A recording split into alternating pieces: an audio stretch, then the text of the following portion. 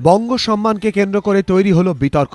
এবারে 11 জন কৃতীকে বঙ্গ সম্মানে সম্মানিত করা হচ্ছে। তার মধ্যে অন্যতম অভিনেতা সৌমিত্র চট্টোপাধ্যায়, তাকে বঙ্গ বিভূষণে সম্মানিত করা হচ্ছে। রাজ্য সরকারের এই পুরস্কারকে তীব্র কটাক্ষ করেছেন সৌমিত্র। বঙ্গবিভূষণ জিনিসটা কি তাই তো জানি না। এই তো গত বছরে কি একটা দিল, সেটা কি বঙ্গ বিভূষণ নয়, অন্য কোনো ভূষণ তা হবে হয়তো। আর এগুলোর খেয়াল রাখার আমার আর ইয়ে নেই। হ্যাঁ, প্রথম কথা এগুলো দেওয়াটাই একটু হাস্যকর।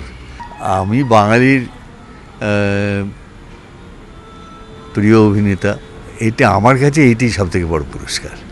ওটা ওটা তো নিচ্ছেন না নাকি? এটা নেওয়া না নিয়ে তো অনেক পরের কথা, আগে দেখি কি নিয়ে আর কি হবে।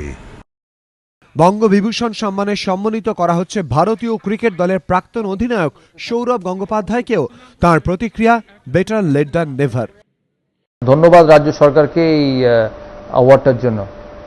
যে কোনো সম্মান পাওয়া খুবই আনন্দের ব্যাপার, প্লাস নিজের স্টেট, নিজের রাজ্য থেকে সম্মান পাওয়ায় আমি সত্যি গর্বিত। আমি একটা কথাই বিলিভ করি ইংলিশে, ওই যে better late than never. Soumitra Sourav ছাড়াও এবছর বঙ্গবিভূষণে সম্মানিত করা হচ্ছে অভিনেত্রী সাবিত্রী চট্টোপাধ্যায়, প্রাক্তন ফুটবলার বলরাম, প্রদীপ বন্দ্যোপাধ্যায়, চুনি গোস্বামী এবং প্রাক্তন হকি খেলোয়াড় গুরুবক্স সিংহকে। বঙ্গভূষণে সম্মানিত করা হচ্ছে টেনিস তারকা লিয়েন্ডার পেজ, টেবিল টেনিসের মান্তু ঘোষ, ভারতীয় মহিলা ক্রিকেট দলে ঝুলন গোস্বামী ও দাবাড়ু দিব্যেন্দু বড়ুয়াকে। কৃতীদের হাতে পুরস্কার তুলে দেওয়া হবে 20 মে।